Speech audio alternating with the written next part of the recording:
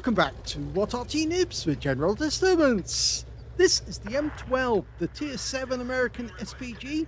This one's located on the east spawn of Malinovka encounter, and it's under the command of angelina75 of OLIMP. Now, it's got the 155mm gun, not a howitzer, actually, yes, for real, mounted on top of an M3 hull. It's capable, according to the stats, of doing 600 alpha, 39mm a pen with 7.2 meters burst radius. With the extra HE, it would be 750, and with the armor piercing, which of course we don't use because of course it doesn't work. As far as wargaming, they're not letting us use it, or not letting us, but rather it's not hitting and not penetrating, so therefore players don't use it anymore. Anyway, let's see how she's going to get on in this game. Well, an enemy 1815A has actually been spotted on the other side of the battlefield. That's a Tier 7 premium, and she fired it directly at the spot where it was located, and apparently it was just an explosion. So the guy either moved directly after she fired, or the shell deviated from the aim point. Standard reload 26.56 seconds. Angelina's got 21.76. Now she's aiming north of the hill, and slightly to the enemy tanks coming up onto the first level. A little late with the T-44, but she did get some stun, and it looks like she might have stunned at Tiger 2, unless he got hit by the other Arty on our team. The other Arty on our team's a GW Panther, and the enemy team, well, they've got a GW Panther and an SU-14-1. Okay, T-3485 rounds out. Direct hit right in his face, and he's out the game. That was a nice clean kill, but he was very low on hit points. He should have actually stayed a little further back to avoid taking fire. And we can see that the AT-15A seemed to have missed all of the damage that came from that first shot. But that's a good hit on the Tiger 2, 211. And she's getting stun assist as well. Changing positions now because, of course, the enemy is getting a little closer.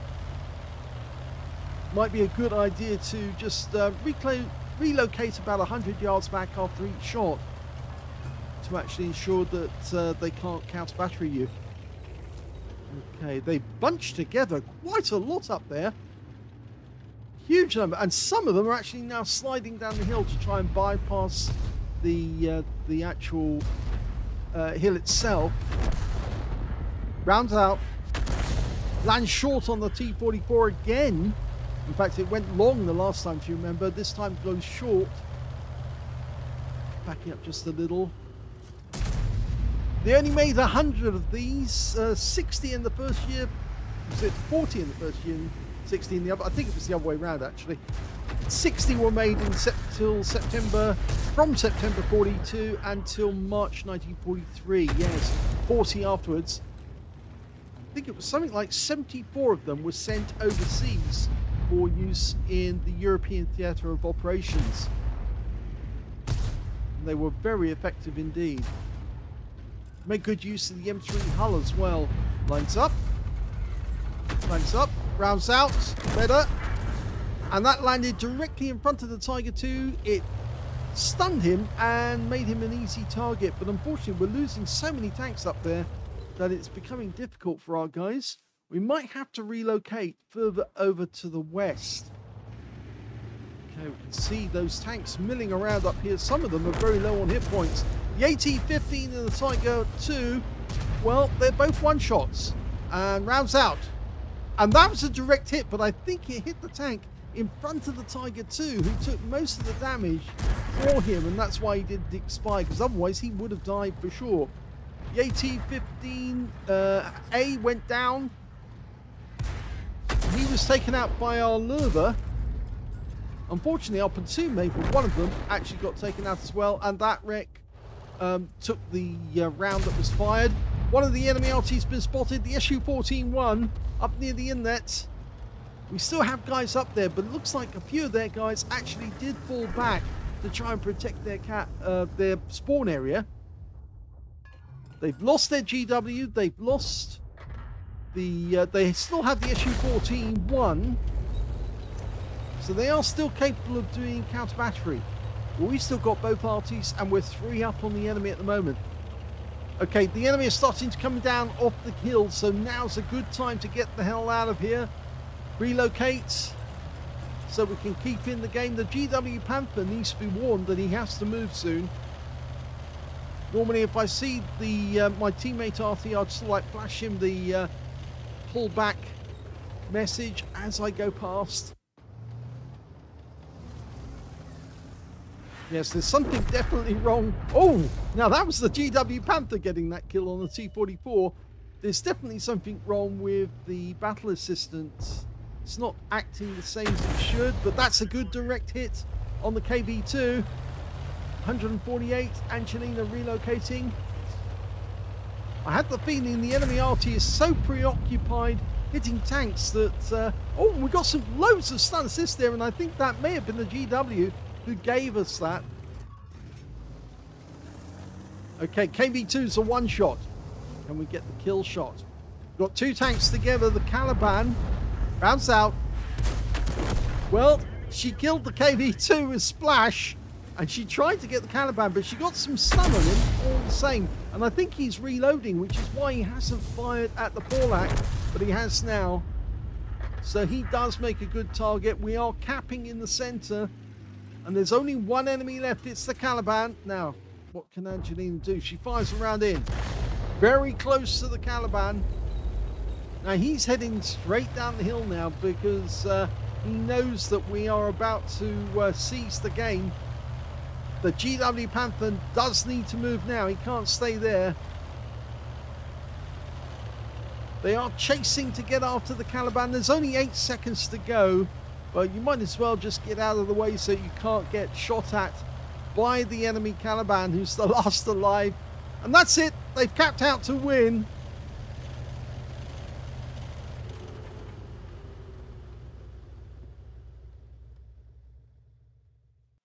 Here's the end of battle stats, and in the first replay sent by Angelina, she managed to get a second-class tanker in the M12, which is a fairly good start, as well as a bruiser medal for getting at least 5 critical hits. She managed to get 6, and her win rate was 1,381, but there was no other medals in this game, I'm afraid.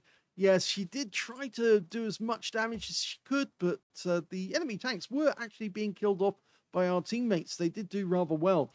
The highest scorer in that game actually was the Caliban, the last enemy left alive, 2,510 hit points, but he didn't get the high caliber because it wasn't 20% of the enemy hit pool. He was a tier 8. This was a tier 8 game with tier 6 tanks in it. Was it tier 7 tanks in it? Sorry, get it right. No, tier 6, because there was a Dicmax, wasn't there? And when it came to the second highest damage, that was the Super Hellcat on our team. Got a Confederate for 2,124. And in third place, it went to the Louvre on our team with 2,029 hit points. Angelina picked up 995. Her platoon mate in the BZ-176 did very well with 1,325. And the other one, well, not so well. Didn't get any hit points at all and got wiped out before he got any kills. When it came to kills, actually, Angelina did very well because she actually got joint second place. The Caliban got 4 kills. 2 kills went to the Louvre, the T-34-1, and also to the Lynx 6x6 and Angelina's M12. And when it came to base XP, Angelina's in third place because the Lynx 6x6 got 1,093. He actually picked up a Vespucci, Patrol Duty, and a Scout Medal in that game. Then came he was the only one to get over 1,000 base, by the way, with 1,093. The Louvre managed 953, and Angelina got 720 in third spot.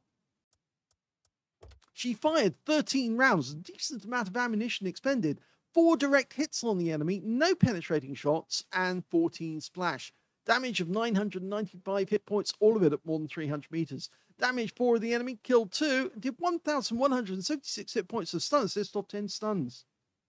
On a premium count, she actually earned a profit of 67,027 credits in this game, because of course she had no consumables cost. I think she'd actually bought up a lot of it ahead of time while it was still cheap, and so all that she had was the ammunition resupply. She didn't suffer any damage either, and she did get a mission completion bonus as well. That really does help when you get one of those.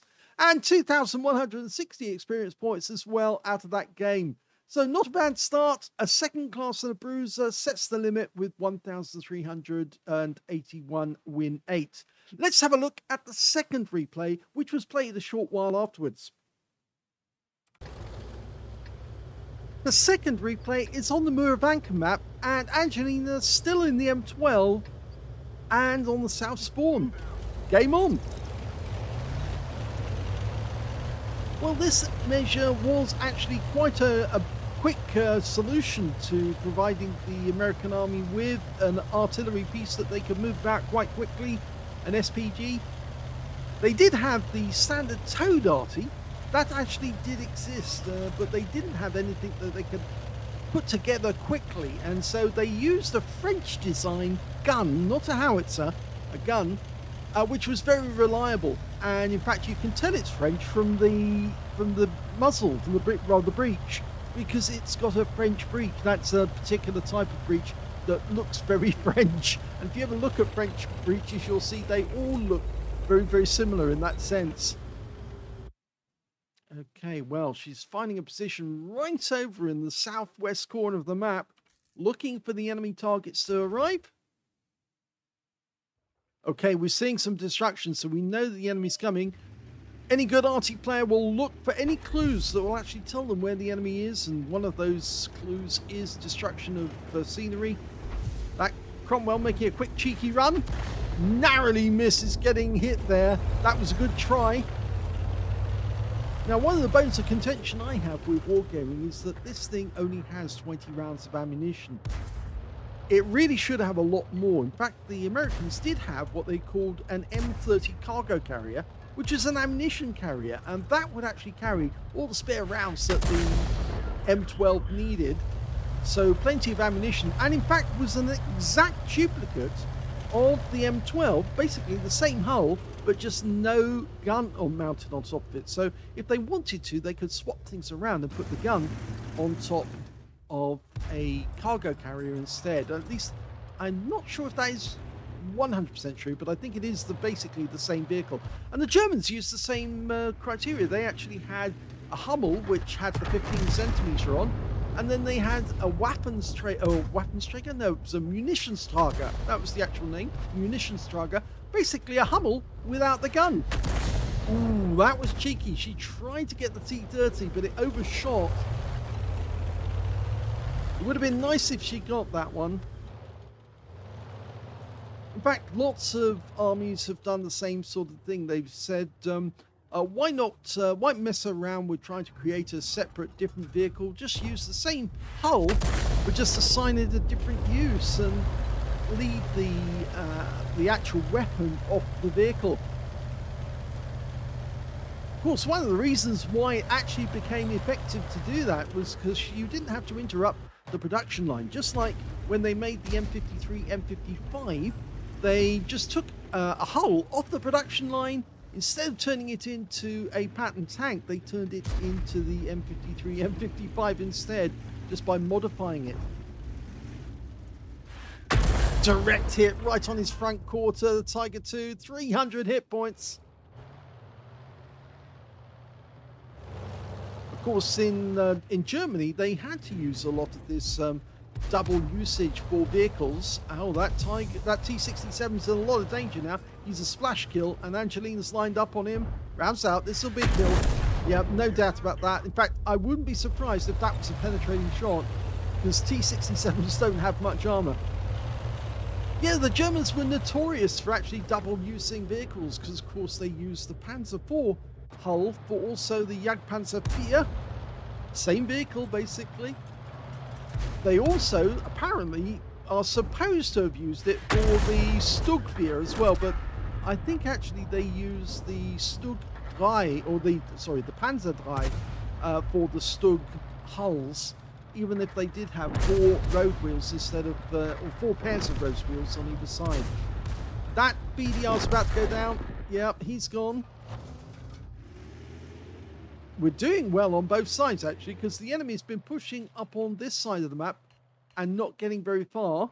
On the other side, our guys are pulling back, but the enemy who has pushed south is now kind of vulnerable. And now we've got this King Tiger who stopped on that ridgeline, which is a very bad decision. Angelina's trying to get a solution. She fires just behind him, but he's stunned. Now let's hope somebody hits him. No, I don't think they will. The nearest tank is the T-34-1. He's not looking in this direction. No, that's not good. Okay, she was dialing in on that position. Could have tried a blind shot, actually. But the Stug 3 Aslains, there he is. That was arguably one of the most successful German tanks during the war, the Stug 3.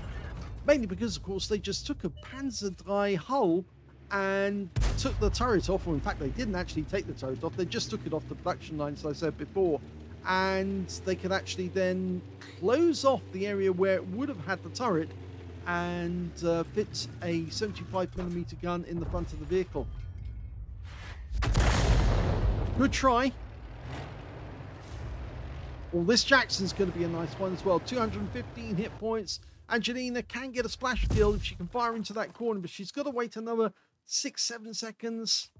She's marked the spot to say that's where I'm looking at the moment. So let's her teammates know that's what she's going for. Rounds out. Oh, went to the left. Okay, the enemy's falling back on this side of the map, so it does make sense for her to move up.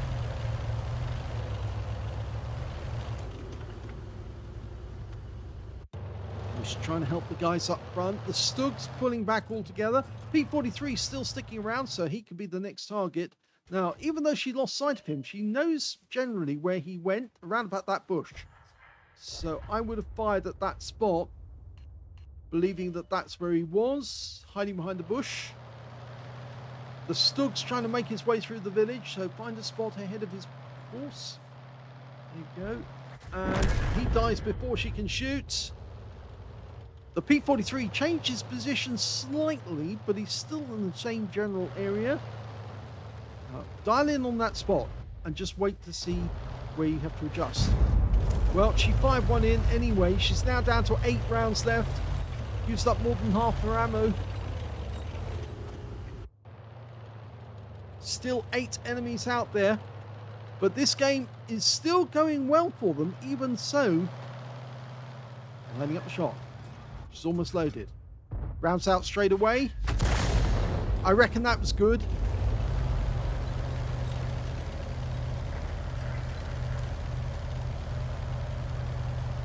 Now, apparently, there's only one of these left around, actually, the M12. It's at Fort Sill in Oklahoma, I think that is. And that's the Artillery Museum, and it's called Adolph's Assassin. That's the name they put on the barrel. They did put rather a large number of different names on them. Of course, the nickname that stuck was the Door Knocker, because, of course, it was designed to knock down bunkers and things, and concrete bunkers, and just blow them to pieces. And it could literally tear its way through meters of reinforced concrete.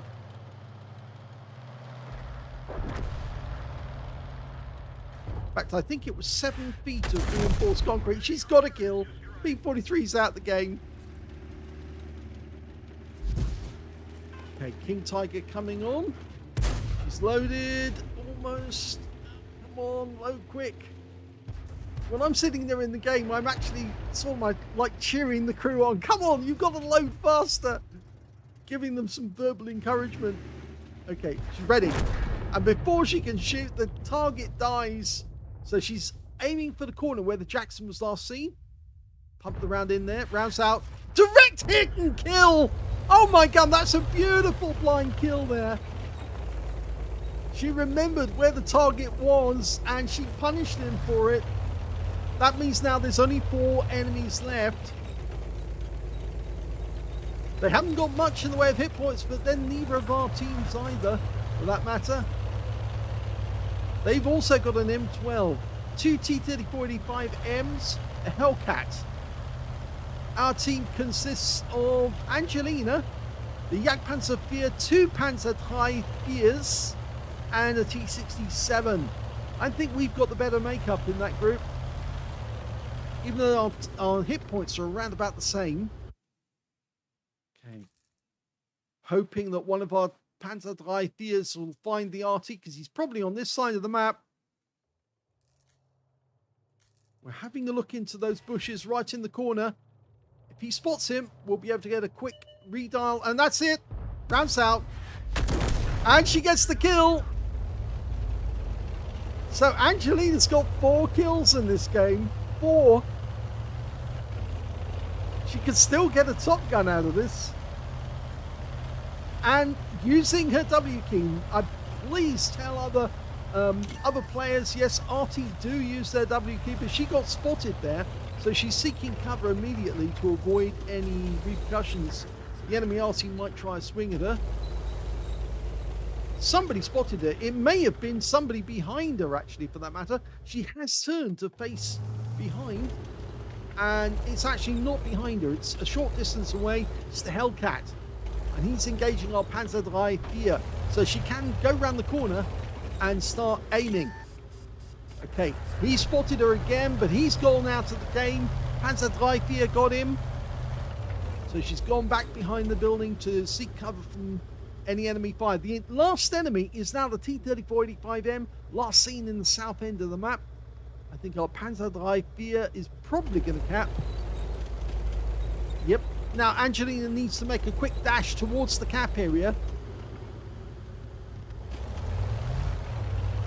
Seek the protection of her teammates. Make sure that T-3485M can't find her. And if he does find her, he's going to pay for it.